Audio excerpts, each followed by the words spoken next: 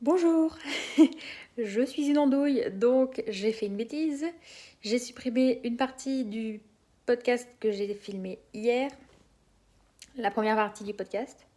La première partie du premier épisode, c'est quand même un petit peu couillon, mais bon, c'est pas grave. Donc j'ai retourné la première partie euh, qu'il va y avoir juste après. C'est pour ça que je ne dis pas bonjour, que je parbille en tête, c'est parce que l'introduction est partie un petit peu, voilà, loin. Mais donc je vais brièvement me présenter. Je m'appelle Marie et la vidéo qui va suivre est un podcast tricot-couture avec donc 2 séquences filmées 2 jours différents. Mais je pense que tout le monde s'en fiche et que ce ne sera pas très grave. Donc, voilà. Le premier objet terminé, je le porte sur moi. Terminé à quelques petits détails près. Parce qu'il manque les boutons. Je n'ai pas mis... je n'ai pas encore ni acheté ni cousu les boutons de toute façon, donc voilà. Et pourquoi presque aussi parce que peut-être que ça se voit déjà là maintenant. J'ai décidé de le rallonger. C'est la première fois que je le porte. Je l'ai terminé il y a 2 jours. Et donc au porter, je me rends compte que je ne serais pas contre quelques centimètres de plus. Alors là, c'est très étiré, donc on dirait que c'est vraiment très court, mais je ne serais pas contre quelques centimètres de plus au poignet et en longueur. Donc je ferai ça dans les jours qui suivent. Je déferai, je vais m'amuser. Je déferai le rabat et puis je rallongerai de quelques rangs. Mais globalement, on peut quand même dire que c'est un objet terminé. Donc, pour faire les choses dans l'ordre, il s'agit du modèle Silverleaf Cardigan de Elong avec Anna, voilà, qui a été fait, comme ça je parle tout de suite des laines et ensuite je parle de la construction, qui a été fait donc avec 2 fils tenus ensemble, un fil de mohair et soie et un fil de mérino, tous deux de la marque Knitting for Olive, voilà. Donc leur base mérino et soft silk mohair, en coloris Dusty Petroleum Blue, voilà. Donc je ne sais pas si à l'écran ça se voit, si, j'ai l'impression que c'est assez fidèle. C'est un bleu...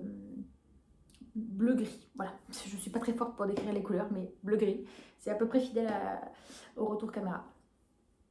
Donc, pour parler de la construction, même si ce modèle est quand même assez connu, il existe d'ailleurs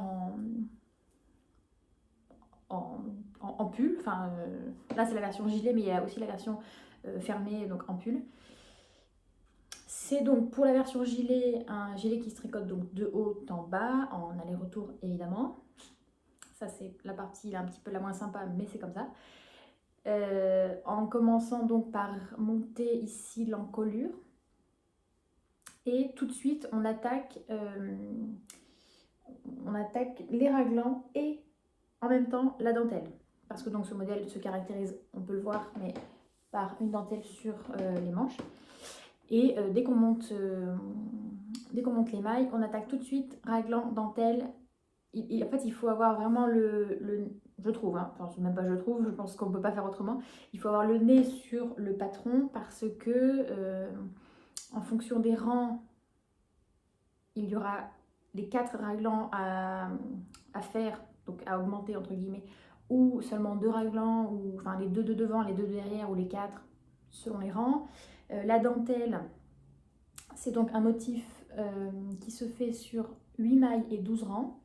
Voilà, donc il faut bien délimiter les répétitions pour ne pas se tromper et se repérer en fait, tout simplement. En sachant que donc, je m'éparpille un petit peu, mais on va essayer de se recentrer. On commence donc tout de suite la dentelle ici, je l'ai dit, par donc un motif de dentelle.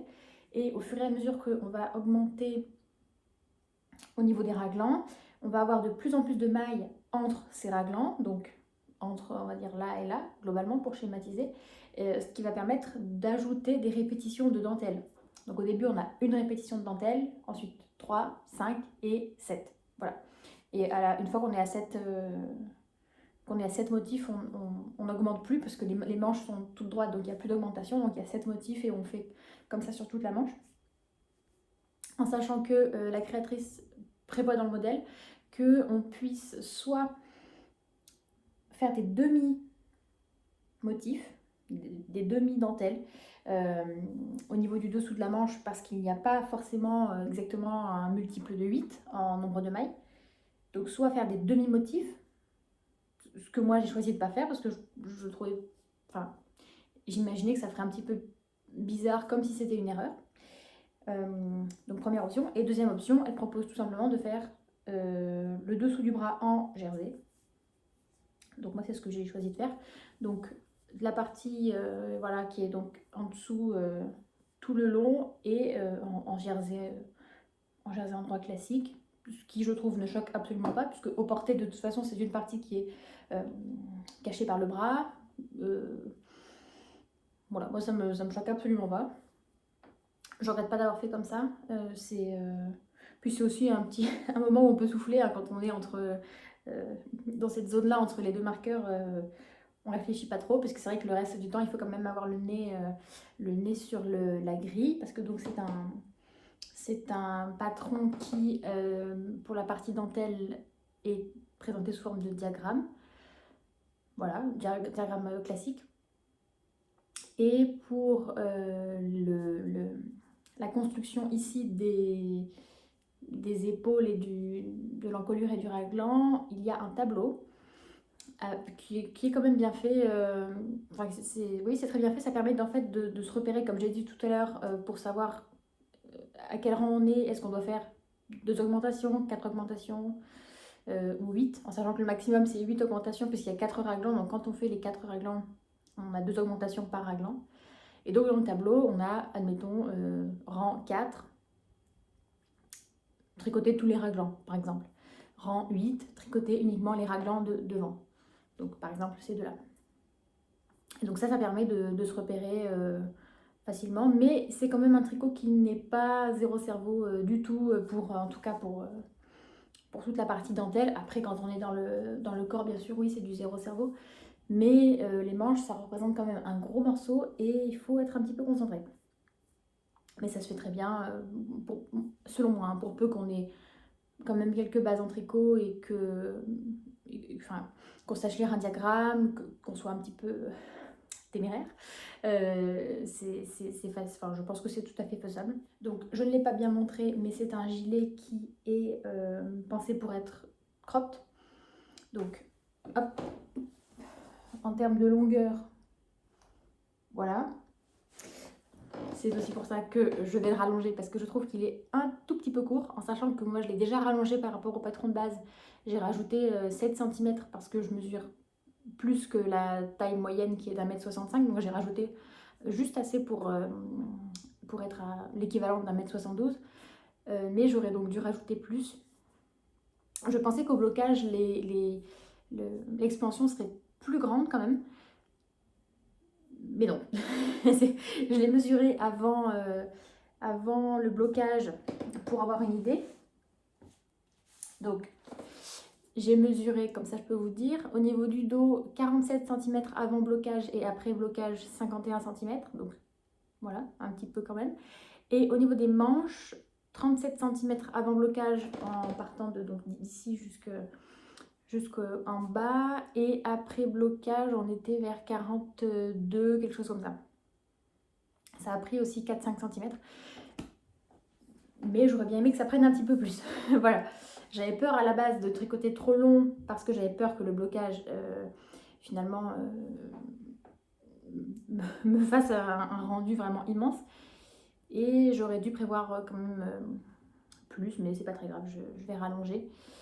En sachant que donc maintenant que j'ai fait les finitions, toutes les finitions, j'en ai pas parlé, mais ici c'est une bordure en I-cord qu'on fait à la fin. Ici, une patte de boutonnage en côte 1-1 qu'on fait à la fin. Côte 1-1 au poignet et côte 1-1 en bas. Et ben, je vais tout simplement rallonger je ne peux pas rajouter un motif de dentelle, sauf si vraiment je voulais détricoter jusque là, mais non. Pas très envie.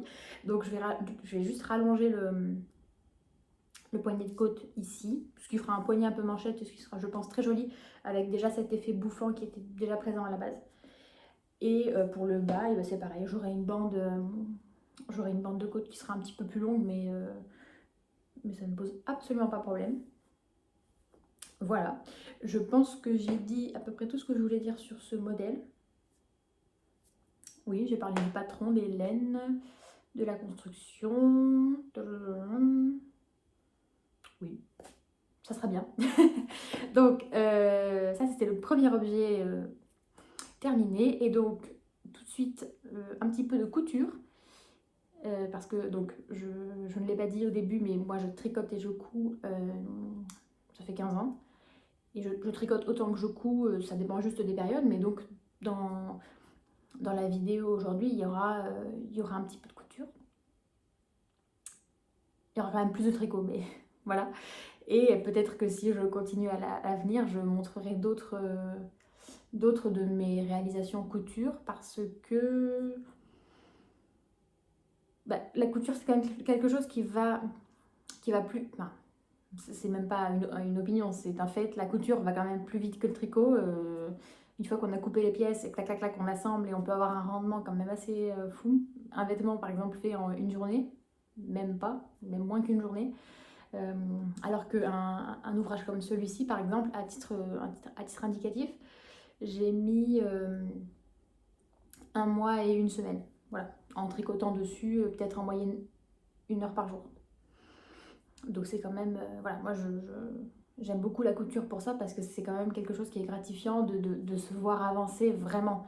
Alors que quand on est dans une mer de Jersey, et encore c'est un pull qui est cropped, donc la mer de Jersey elle était assez courte. Mais quand on est dans une mer de Jersey ou des manches, parfois on a l'impression qu'on n'avance pas. Donc j'aime bien alterner couture, tricot, et ça marche très bien comme ça. Voilà. On va ensuite passer au deuxième objet terminé, qui en réalité est même numéro 2, numéro 3, parce que je l'ai réalisé 2 fois. Je n'en ai plus qu'un maintenant, puisque l'autre a été offert. En fait, c'est une amie qui a flashé sur le modèle que j'avais réalisé pour moi et qui m'a demandé de lui faire le même. Donc, je me suis exécutée et je n'ai plus cet exemplaire-là. Et en fait, il s'agit de couture. Donc, j'ai menti au début en disant qu'il n'y aurait pas de couture, mais si. Après, comme voilà, moi je couds et je tricote, comme j'ai dit, depuis très longtemps, je ne vais pas faire une rétrospective de tout ce que j'ai cousu récemment, puisque sinon ce serait beaucoup trop long. Mais un des derniers produits que j'ai, enfin, une des dernières choses que j'ai cousues est assez récente, donc je pense que ça peut être sympa de vous en parler. Et puis sinon, c'est aussi parce qu'il y a beaucoup plus d'objets en cours que d'objets terminés en tricot, donc ça me permet d'avoir un autre objet terminé. Donc il s'agit d'une veste que je vais enfiler parce que là on voit rien. Une veste courte, froissée. Voilà, ça c'est les aléas du direct. Donc une veste courte, hop.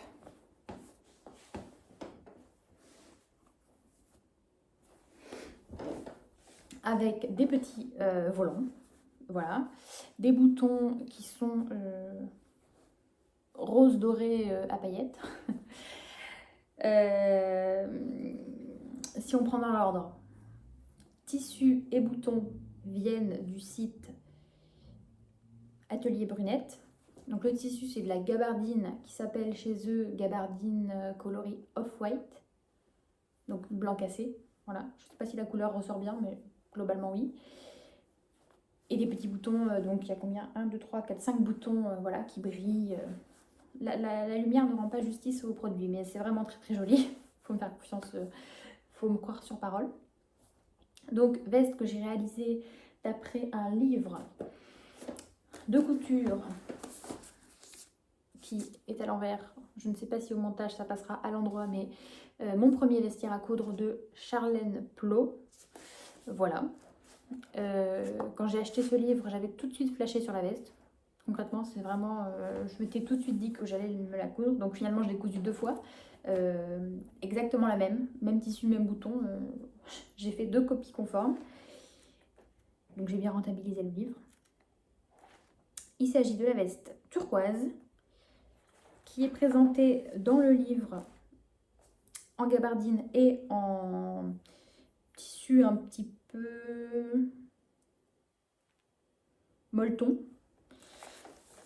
Donc là, c'est le modèle en gabardine, dans un autre coloris, mais c'est la même gabardine qui vient d'ailleurs du même site. Et ici, c'est pas très... Voilà. Ici, on a le modèle présenté en matière un petit peu plus molleton, sans volant, pour montrer, et avec des fausses poches. Je sais pas si on les voit un petit peu ici. Qui permet de montrer qu'avec un seul et même patron, on peut avoir plein de déclinaisons, avec ou sans poche, avec ou sans volant, matière plutôt souple, plutôt rigide, etc. Donc avec un rendu plutôt habillé, j'ai envie de dire, comme ça, ou plus décontracté quand la matière est autre. Donc voilà, ça je ne vais pas forcément rentrer dans les détails parce que c'est un peu différent du tricot à expliquer. Un patron de tricot, de couture, finalement, ce sont des pièces qu'on assemble, donc il n'y a pas tellement de processus, contrairement au tricot où on peut avoir un projet top-down, bottom-up, etc., etc. Aller-retour, rond, place, ça reste finalement des pièces qu'on découpe et qu'on assemble. Ce que quand même je peux dire, c'est que les explications sont données dans le livre avec des photos. Alors moi je couds, donc encore une fois je couds depuis une quinzaine d'années, donc j'ai un petit peu d'expérience, ça va, je maîtrise. Mais le fait que les explications soient données avec des photos, je trouve que ça rend tout ça très accessible quand même, presque aux débutants. Il n'y a pas tellement de choses, de points compliqués. Bon, si ce n'est peut-être les volants, ça c'est vrai que... Bon, à défaut d'être compliqué, en tout cas, c'est quelque chose qui est pénible à faire, je trouve. Moi, j'aime pas faire les volants. Voilà, les volants, qu'est-ce que je peux dire? Non, après, il n'y a pas de difficulté. Tout est bien à suivre. C'est une veste qui est très bien finie. Alors, pas par moi, mais par ce que prévoit le patron. C'est entièrement doublé à l'intérieur pour les parties qui sont visibles. Donc, parmenture devant, parmenture dos. Tout est gancé au biais. Même en bas, ici, hop. Pareil, petit revers bien propre, gancé au biais. Tout est gancé. L'intérieur des manches, voilà. Moi j'ai fait avec un billet rose pâle. Si c'était à refaire, je prendrais uniquement du billet écru comme j'ai utilisé ici. Finalement, je trouve que c'est... Bah, c'est d'ailleurs ce que j'ai fait pour la deuxième version. Ça, c'est la mienne. Mais la deuxième version, j'ai tout fait avec du billet écru et je trouve que c'est encore mieux. Le billet rose n'apporte rien. Voilà. Donc j'ai dit tout ce que je voulais concernant ce modèle. Je trouve que vraiment c'est un super petit modèle. Relativement rapide à faire. Bien expliqué. Avec un rendu quand même, je trouve, qui est... bon, c'est toujours aussi froissé, mais c'est quand même sympa, quoi. Ce petit détail de volant au niveau de l'emmanchure raglan, ça fait quand même son petit effet, je trouve. Voilà. Donc ça, c'était pour le deuxième objet terminé. J'ai terminé récemment une paire de chaussettes que j'ai offerte. Donc je ne peux pas vous montrer, je mettrai éventuellement une petite photo ici.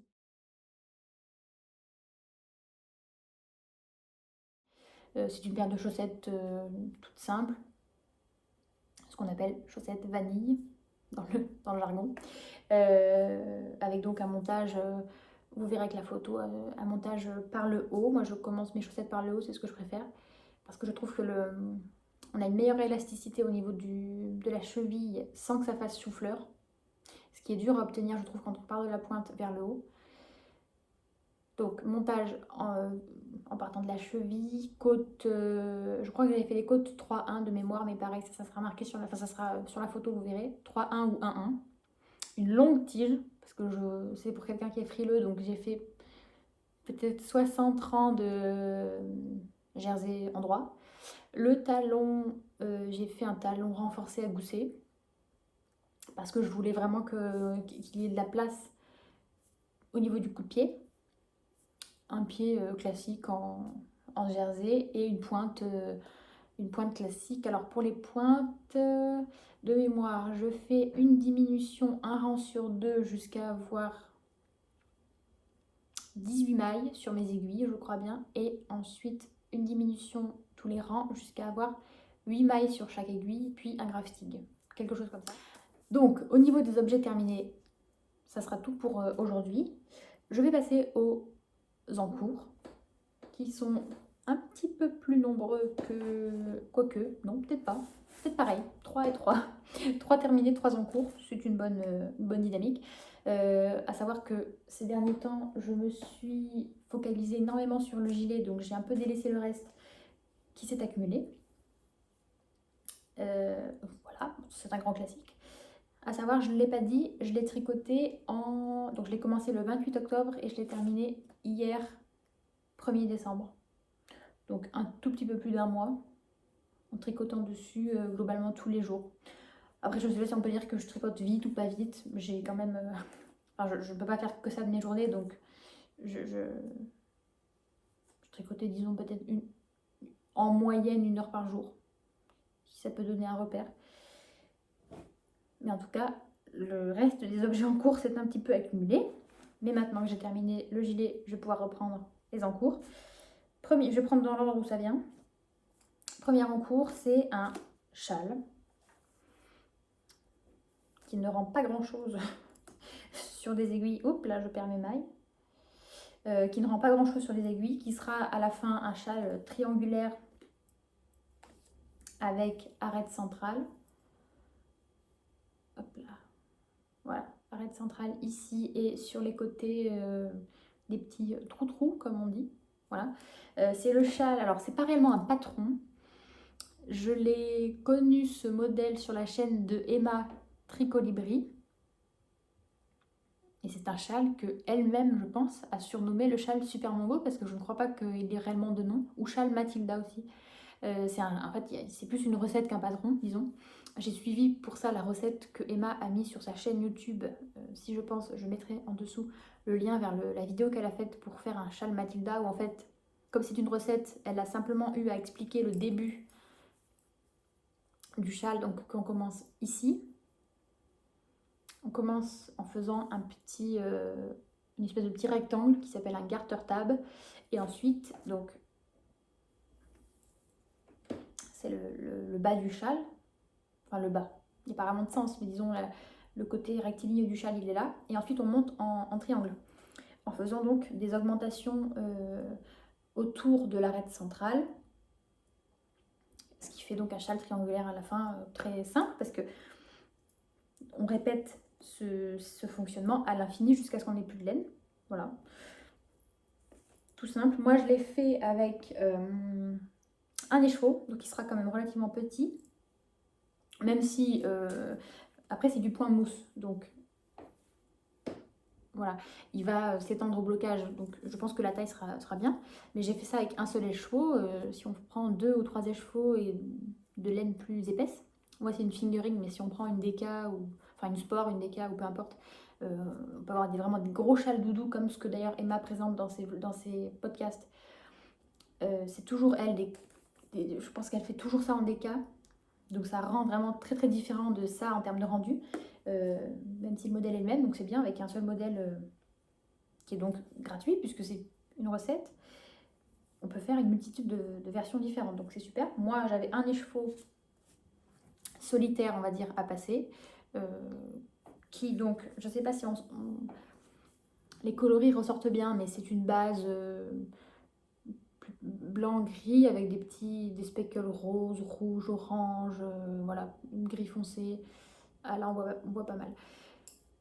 C'est une couleur que je trouve vraiment jolie. Et puis là, comme c'est des grandes étendues de points mousse, finalement, ça permet à la couleur de se révéler. Donc il s'agit d'un écheveau de Willis Kane, qui est encore à l'envers. J'espère que ça va passer à l'endroit, je crois que oui. C'est un écheveau sur la base Single Lady, qui est donc du 100% mérino, 100 grammes, 400 mètres.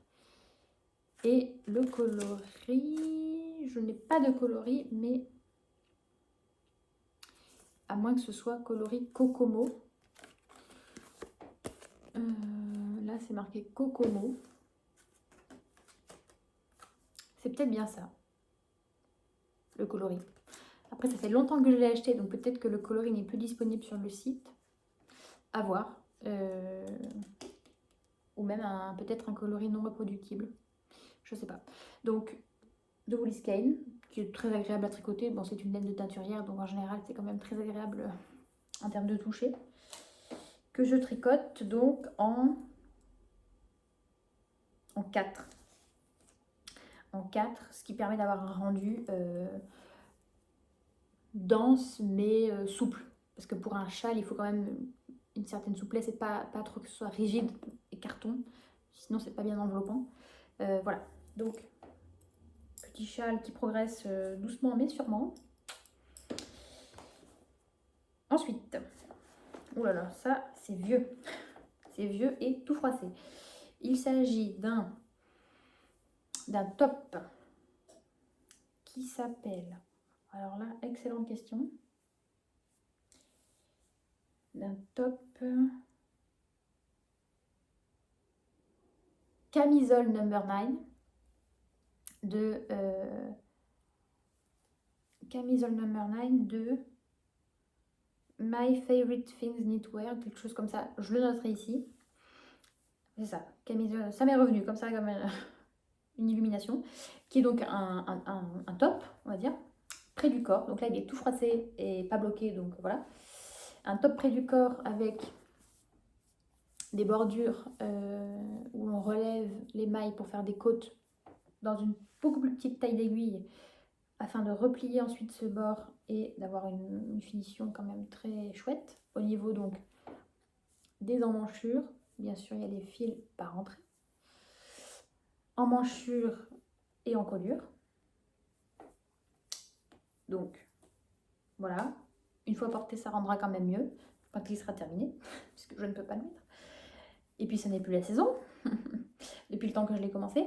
Là, je suis donc dans le corps en rond et il ne doit pas me manquer quand même grand chose. C'est un haut qui n'est pas fait pour être particulièrement long puisqu'il est donc près du corps, donc plutôt à rentrer dans le pantalon qu'à mettre au-dessus. Bien que on fait ce qu'on veut, mais tel que moi je l'ai monté avec l'aisance que j'ai choisie, il va être très près du corps, donc la longueur sera juste assez pour moi. Enfin, je vais faire une longueur qui soit juste assez pour rentrer dans le short l'été. Voilà. Et je tricote ça donc dans un fil Arwetta de fil Colana. Voilà. Peut-être que j'ai l'étiquette. Oui, j'ai l'étiquette, c'est merveilleux. Donc Arwetta fil Colana, qui est donc très connu. 80% superwash merino et 20% nylon. 210 mètres pour 50 grammes. Coloris 957. Voilà, qui est un gris qui rend relativement bien à l'écran. Peut-être qu'il est un petit peu plus clair en réalité qu'à l'écran. Voilà, un gris clair, un petit peu nuancé, mais ça se voit bien à l'écran. Voilà. Je pense que je dois être à ma 3e pelote. 3e et dernière, hein, vu ce qu'il me reste de fil et la longueur qui me reste à tricoter. 3 pelotes. Ouais, 3 pelotes. Donc ça, c'est une chose. Et dernière en cours, bah finalement, c'est pas si pire, j'ai envie de dire. Ça pourrait être pire. Dernière en cours, il s'agit d'un modèle de chaussons de bébé que, alors, bon ça c'est l'aiguille que j'ai plantée, mais je suis en plein dans la couture de ce chausson, mais sinon on va dire que lui est terminé, donc il me faudra faire le deuxième, hein. Globalement ça va à la fin rendre comme ça, plus ou moins. Ça ne lui rend pas du tout justice, mais avec un bord replié, un bord en côte replié comme ça au-dessus du petit pied.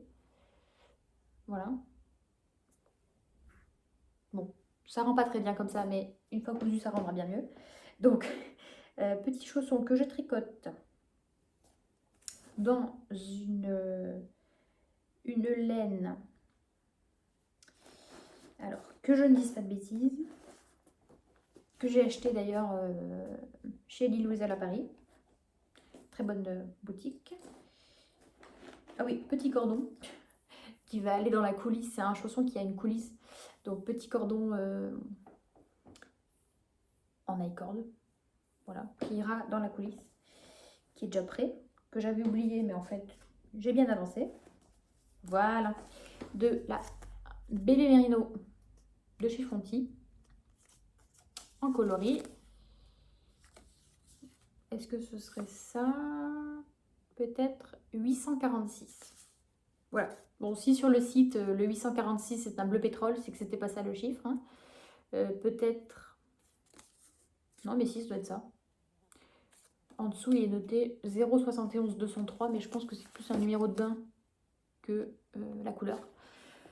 100% laine. Mérinos, comme son nom l'indique. 50 grammes pour 200 mètres.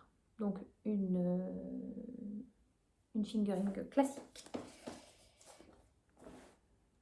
Et voilà, je rembobine. Pour les petits chaussons, j'ai pas dit le nom du modèle, ni de la créatrice. Il s'agit des chaussons Léon de Marie-Madeleine, de son prénom. Son pseudo Instagram et Internet, sur son blog notamment, c'est Les Mailles de mon moulin. Donc, alors, là, ici, si c'est net, est-ce qu'on peut faire le focus? Oui, peut-être. Non, pas trop. Les mailles de mon moulin. Et donc, chaussons Léon. Donc, comme je disais, vous voyez ici, il y a un petit cordon qu'on glisse dans un coulisseau, ce qu'elle appelle un coulisseau. C'est très ingénieux la manière dont le coulisseau est tricoté. En montant le chausson, on tricote vraiment une espèce de petit tunnel dans lequel on viendra ensuite glisser le cordon. Donc c'est très bien pensé, très bien expliqué. C'est un modèle donc papier. Cette créatrice-là, elle ne fonctionne qu'avec des modèles papier.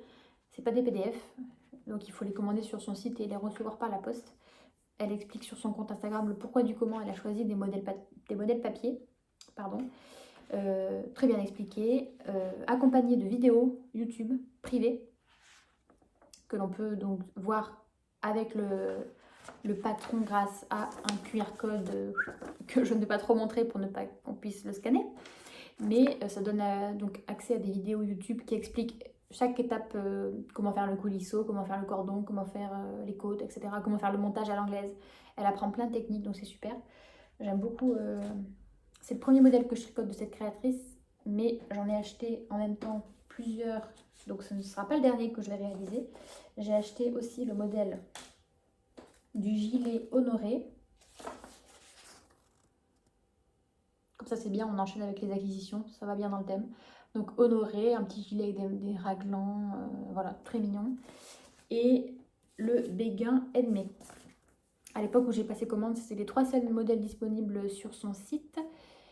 Et depuis, elle a récemment sorti, parce qu'elle ne fait donc que de la layette, déjà tricotée ou en donc patron, elle a sorti récemment un dernier modèle, le Bloomer Adeline. Donc c'est une espèce de petite culotte pour bébé. Adeline, voilà, si je dis pas de bêtises. Donc là, c'est le 3e modèle que moi j'avais acheté, le Béguin Rétro Edmé. Voilà. Affaire à suivre. Je repars en arrière, enfin en avant. Donc récemment, j'ai acheté les patrons que je viens de montrer, du tissu et des patrons pour des prochains projets de couture, mais je ne vais pas les montrer là parce que ça n'a pas d'intérêt, ça n'est pas cousu, ça n'est pas découpé, rien. J'ai acheté sur le site Maison Essentielle, qui est là où j'achète principalement tous mes patrons de couture et une grande partie de mes tissus, que je trouve de très bonne qualité et pour des prix relativement corrects, franchement. Je peux vous montrer d'ailleurs ce que je portais aujourd'hui par-dessus mon pull. C'est un modèle de Maison Essentielle que j'avais cousu il y a quand même un moment, qui est maintenant très à la mode, mais à l'époque, bon. Un petit gilet de berger comme ça, en moumoute un peu, avec une doublure en flanelle de coton rayée, taupe et crue. Voilà, un petit gilet que je porte avec tout. Donc voilà, Maison Essentielle, je le marquerai ici. Et donc j'ai passé récemment commande pour réaliser un pantalon et une jupe. Si je ne dis pas de bêtises, un pantalon, une jupe, oui. J'ai commandé le patron de la jupe avec le tissu et uniquement le tissu pour le pantalon parce que j'avais déjà le patron du pantalon que j'ai déjà réalisé de nombreuses fois il s'agit du pantalon Bobo de Maison Essentielle. Voilà, si vous voulez aller voir, c'est un modèle taille haute, jambes évasées, très très simple à coudre, très sympa à porter. Et là, j'ai acheté le jean noir pour avoir une version jean parce que j'avais une version lin lavé. J'ai fait une version double gaz, lin lavé, lin tout court. Et là, donc, ça sera une version jean. Et j'ai acheté le patron de la jupe. La jupe, je ne me rappelle plus comment elle s'appelle. Jupe Pretty, peut-être. Une jupe toute simple avec des boutons, des gros boutons en corne sur le côté. Et donc, moi, j'ai acheté le velours marron. Alors, je ne vais pas tout déballer parce que ça ne sert à rien, mais au moins, vous verrez les couleurs des tissus que j'ai choisis en espérant que le plastique ne fasse pas trop de bruit. Donc le velours que j'ai choisi, c'est un velours coloris chocolat. Donc velours à fine côte. La couleur rend pas exactement pareil, mais donc velours chocolat et jean noir. Ouais, anthracite noir qui fera donc le pantalon Bobo. On va arriver à ce que je voulais montrer déjà tout à l'heure, mais que finalement je me suis éparpillée, donc je ne l'ai toujours pas montré. Et ça sera la dernière chose que je montrerai aujourd'hui. C'est un livre que j'ai reçu, un livre de tricot, qui commence à être très connu, Mouche et ses amis, qui est un livre de modèles de petites peluches animaux, qui a été écrit par Cynthia Vallée. Et qui reprend, alors je ne sais pas combien il y a d'animaux dedans, je dirais peut-être 10. Alors, 1, 2, 3, 4, 5, 6, 7, 8, 9, 10, 11, 12. Il y a 12 animaux dedans que je peux montrer.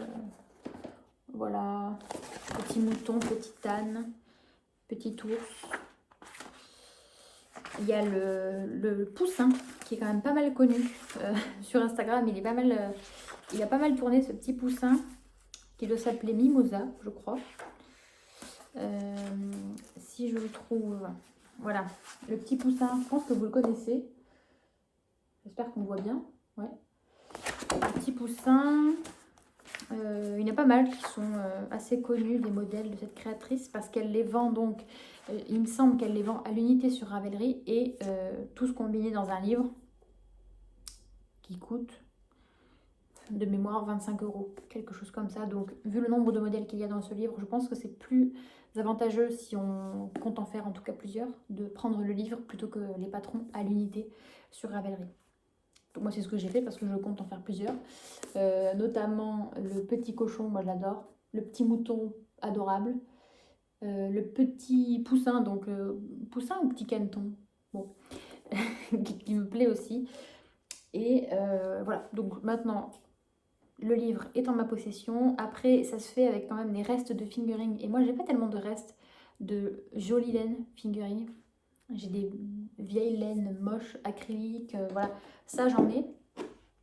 Mais des quantités suffisantes pour faire des petites peluches comme ça de jolie laine fingering, pas tellement. Bon, bah maintenant, j'ai un bon gros reste de mérino. Mais bon, un cochon bleu, c'est pas top. Un poussin bleu, c'est pas top non plus. Je vois qu'il y a peut-être un loup. Un loup que je pourrais faire gris-bleu, éventuellement. Bon, on verra. On n'en est pas là. On va d'abord terminer tout ce que j'ai en cours. Même si, bon, toute tricoteuse qui se respecte ne tient jamais cet engagement et monte toujours beaucoup trop de projets. Je vais m'arrêter là. Je pense que j'ai dit énormément voilà. J'espère que c'était pas trop pénible. J'espère que ça vous a un minimum plu, qu'il y aura encore des gens à ce moment-là de la vidéo, enfin des spectateurs à ce moment-là de la vidéo. En tout cas, si c'est le cas, je vous remercie d'avoir pris ce temps et je me rends compte à l'instant qu'il faut que je regarde ici, dans l'objectif, et pas dans le retour écran. Et que donc je ne vous ai pas du tout regardé dans les yeux de toute la vidéo, je suis navrée. Il faut que je regarde là. Euh, si je réitère l'expérience, je le saurai et je ferai un effort, promis. J'espère que le son n'est pas trop mauvais, que l'image n'est pas trop mauvaise. Je filme avec mon téléphone, donc peut-être que la qualité n'est pas optimum. Voilà, je m'arrête là. Je vous remercie et je vous souhaite une bonne soirée ou une bonne journée.